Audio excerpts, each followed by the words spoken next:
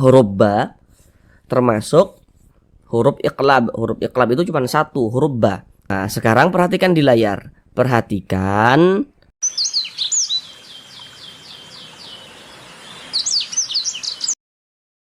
Assalamualaikum warahmatullahi wabarakatuh. Di sini kami akan berupaya untuk membantu saudara semuanya, baik yang masih muda maupun yang lansia, yang kiranya membaca Al-Qur'annya masih terbata-bata, belum lancar, kemudian juga belum memahami ilmu tajwid. Maka di sini kami akan berupaya semaksimal mungkin untuk menterapi saudara semuanya supaya bisa segera lancar di dalam membaca Al-Qur'an. Kemudian kami akan berusaha semaksimal mungkin untuk memahamkan ilmu tajwid kepada saudara semuanya sehingga dapat memahami ilmu tajwid dengan cepat dan juga mudah. Nanti akan kami bacakan, mengaji Al-Qur'annya itu akan kami bacakan dengan pelan-pelan. Tajwidnya akan kami jelaskan dengan bahasa-bahasa yang sederhana, yang insyaallah mudah untuk dimengerti, sehingga semoga bisa segera lancar membaca Al-Qur'annya, kemudian bisa segera memahami ilmu tajwidnya. Saudaraku para pecinta Al-Qur'an yang dimuliakan oleh Allah, kunci utama supaya kita bisa lancar membaca Al-Qur'an, bisa cepat memahami ilmu tajwid, yakni harus dengan rajin-rajin membuka Al-Qur'an dan juga membacanya. Kita awali belajar mengaji Al-Qur'an kali ini melanjutkan kembali, yakni pada surah Yasin ayat ke-9. Kita sudah sampai pada surah Yasin ayat ke-9. Di sini kami memilih surah Yasin karena surah Yasin ini di antara surah Al-Qur'an yang sering sekali dibaca di Indonesia, ya, terutama pada malam Jumat, hari Jumat. Biasanya tuh di daerah-daerah tertentu dalam setiap seminggu sekali biasanya ada kegiatan yasinan gitu. Jadi nanti Bapak dan Ibu, saudara semuanya, baik yang muda maupun yang lansia, ketika disuruh untuk memimpin pembacaan Yasin, nah, tidak perlu ragu-ragu lagi untuk maju. Nah, karena kita sudah belajar di sini begitu.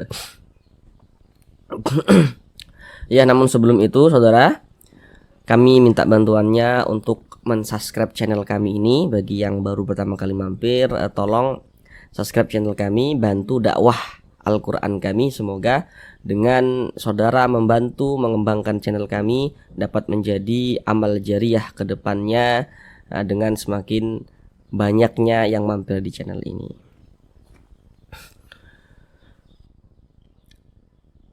A'udzu billahi minasy syaithanir rajim. Bismillahirrahmanirrahim.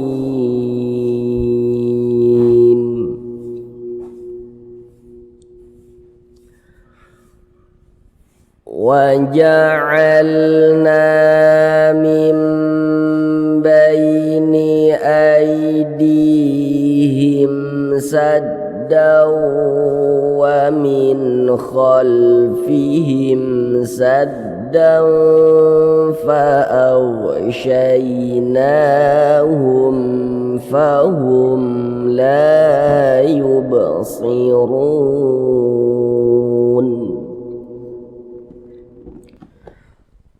Sekarang kita bahas tajwidnya dengan perlahan-lahan. Yang pertama, waja'alna. Nah, kita baca panjang. Sekarang saudara perhatikan di layar rumus mad asli atau mad tabi'i yang di rumus nomor 3 itu. Rumus nomor 3, rumus 3. Nah, silakan saudara perhatikan.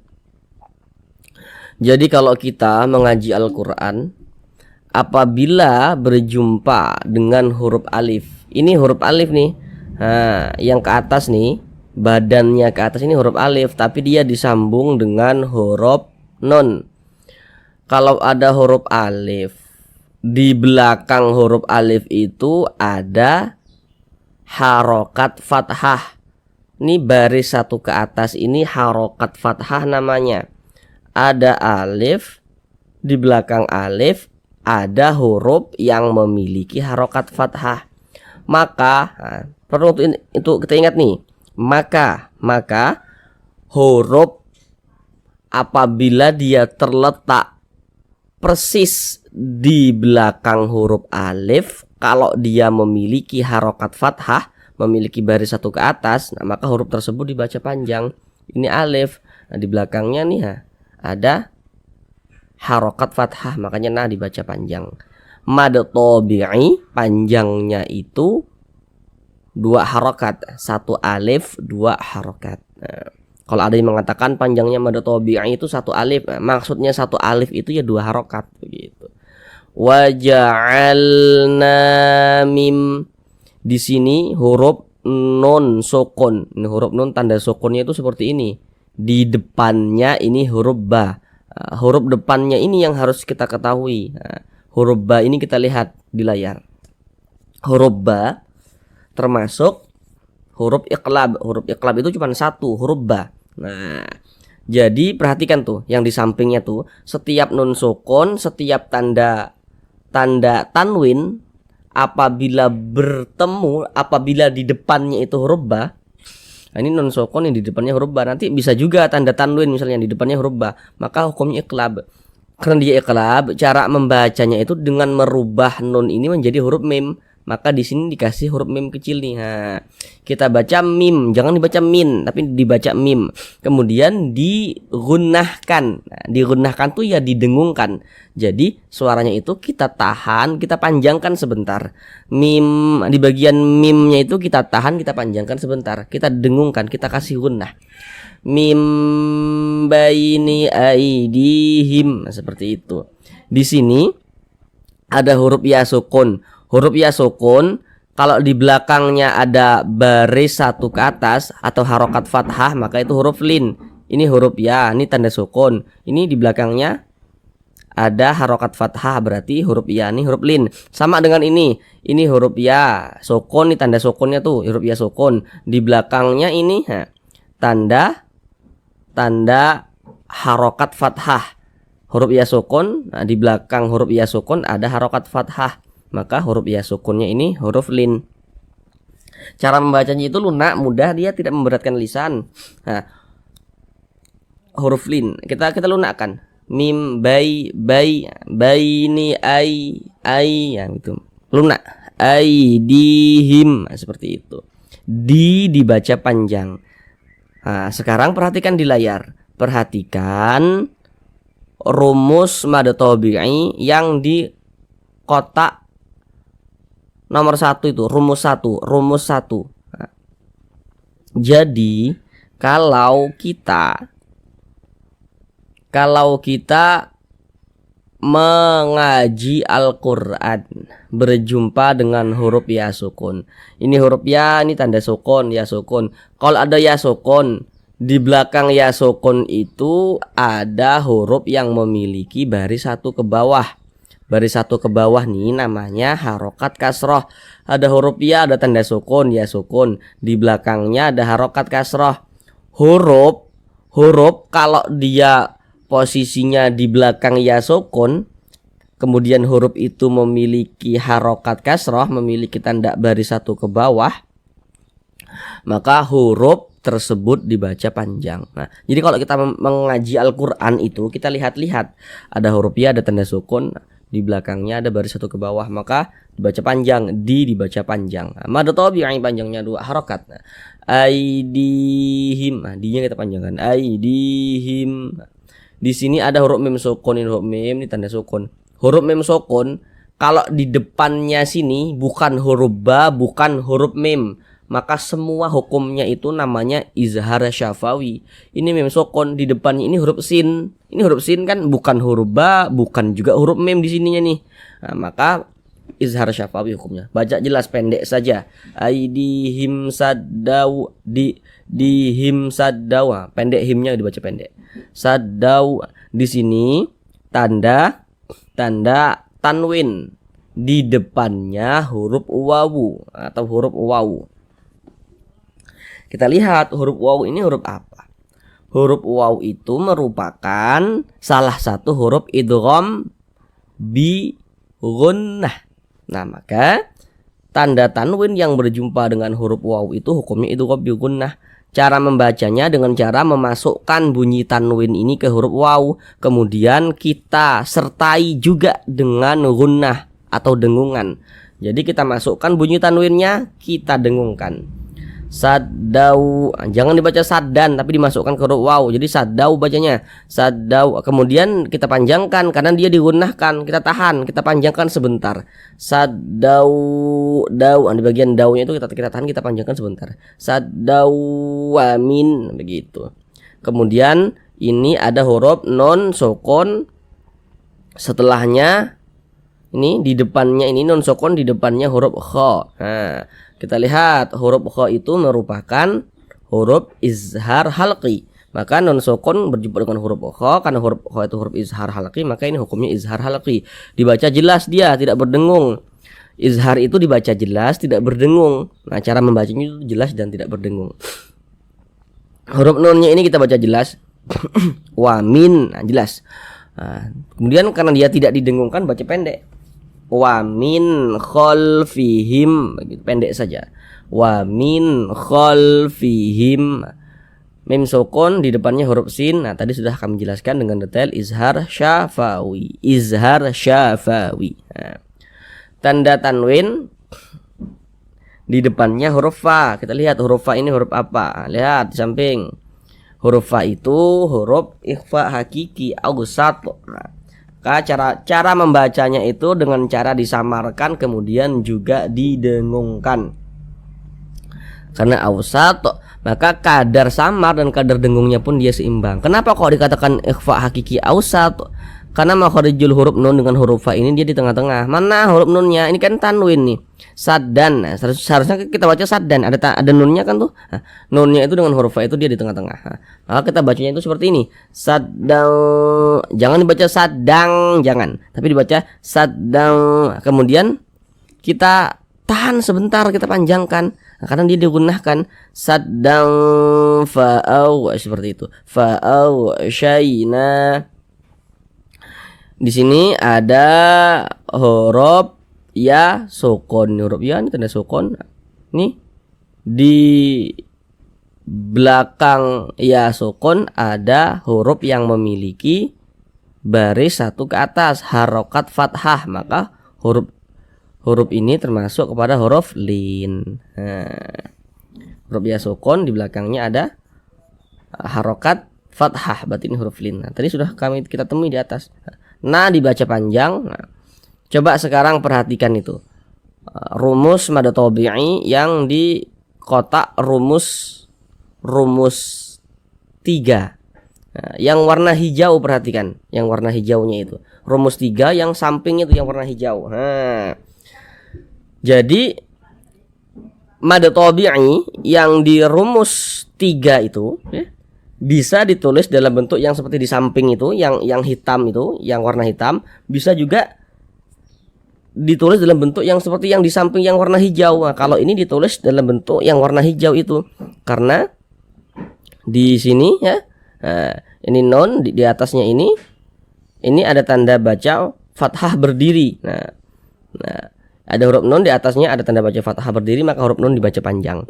Tanda seperti ini, tanda baca fathah berdiri seperti ini mengisyaratkan, menandakan. Pokoknya kalau huruf di atasnya ada tanda seperti ini, itu dibaca panjang. Nah, dibaca panjang. Ada tabi'i panjangnya 2 harokat. Nah, fa'aghsyaynahum.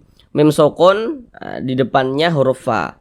Nah, sudah detail kami tadi jelaskan. Kalau ada huruf mim sukun di depannya itu huruf fa, bukan huruf ba, bukan huruf mim. Nah, berarti hukumnya izhar syafawi.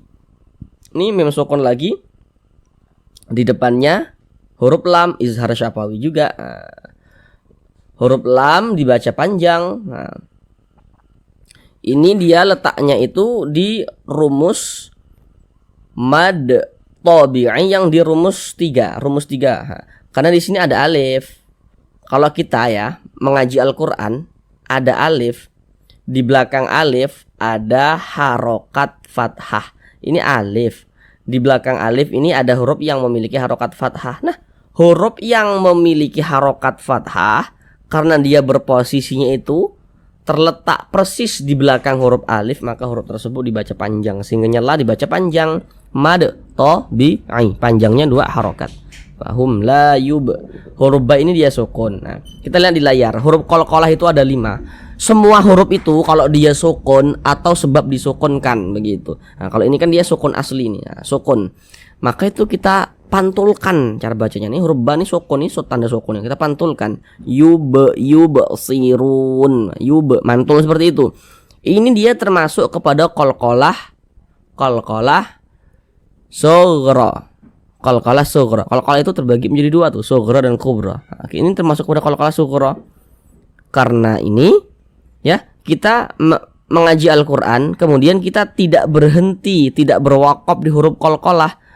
Ini kan kita tidak berhenti di huruf ba. Yubsirun. Nah, maka ini dinamakan qalqalah kecil, qalqalah sughra. Karena dia berada di tengah bacaan seperti ini. Nah, huruf ra di atasnya ada harokat dhammah. Ini harokat dhammah namanya nih. Maka huruf ra dibaca tebal, dibaca tafkhim. Pangkal lisan kita tuh naik terangkat ke atas. Nah, ketika kita mengucapkan huruf ra-nya ini ditebalkan. Yubsirun. Nah, ditebalkan. Run ini dia mad arid li sukun, tapi pada mulanya ini mad tabi'i. Coba perhatikan rumus mad tabi'i yang di rumus 2. Rumus 2, perhatikan rumus 2. Yang warna hitamnya, rumus 2 yang warna hitam. Kalau kita mengaji Al-Qur'an berjumpa dengan huruf waw sukun, ini huruf waw, ini tanda sukun. Di belakang waw sukun ada huruf yang memiliki harokat dhammah. Kalau ada waw sukun di belakangnya ada harokat dhammah, maka huruf kalau letaknya itu terletak persis di belakang huruf waw sukun memiliki harokat dhammah dia, maka huruf tersebut dibaca panjang. Sehingga ru kita baca panjang. Ini mad tabi'i. Kemudian mad tabi'inya itu berjumpa pula dengan huruf yang kita sukunkan, maka dia berganti nama menjadi mad arid li sukun. Panjangnya itu boleh 2 harokat, boleh 4, boleh juga 6. Yang terpenting kita harus sama dalam setiap kita mengaji Al-Qur'an. Kalau di atas mad arid li sukunnya kita panjangkan 2 harokat, sampai ke bawah semuanya kita panjangkan 2 harokat. Nah, kayak kita membaca surah Al-Fatihah tuh, Bismillahirrahmanirrahim. Himnya itu mad arid li sukun itu. Kalau Bismillahirrahmanirrahimnya kita baca 2 harokat, ayat pertama Al-Fatihah kita baca 2 harokat itu ya, sampai ke bawah sampai dolin. Nah, itu mad arid li sukun juga, semuanya harus kita baca 2 harokat gitu. Harus sama. Kalau di atas kita baca 4, sampai ke bawah kita baca 4. Dia tidak boleh diselang-seling, tidak boleh. Nah, mana huruf yang kita sukunkan? Huruf nun. Ini kalau kita berwakaf menghentikan bacaan pada huruf nun, kita baca yubsirun. Jangan siruna, jangan, tapi sirun. Mengapa begitu? Karena kalau kita berwakaf di huruf yang tidak dibaca panjang, hurufnya itu kita sukunkan. Berwakaf kita di huruf nun, huruf nun itu tidak dibaca panjang, makanya kita sukunkan begitu. Mari kita baca dari awal lagi bersama-sama. Kita baca dari awal untuk melancarkan bacaan Al-Qur'an saudara. Nah, silakan saudara ingat-ingat tadi yang sudah kami terangkan ya. Nah, sekarang mulai kita praktekkan apa yang telah saudara ketahui yang barusan kita pelajari. Nah, wa ja'alna min baini aydihim saddan wa min khalfihim saddan fa'aghshaynahum fahum la yubsirun. Sadaqallahul azim.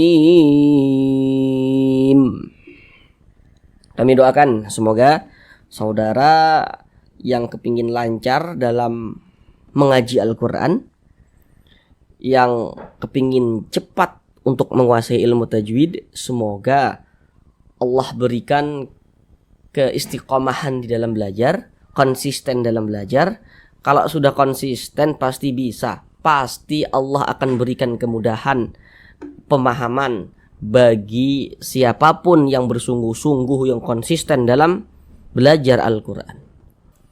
Assalamualaikum warahmatullahi wabarakatuh.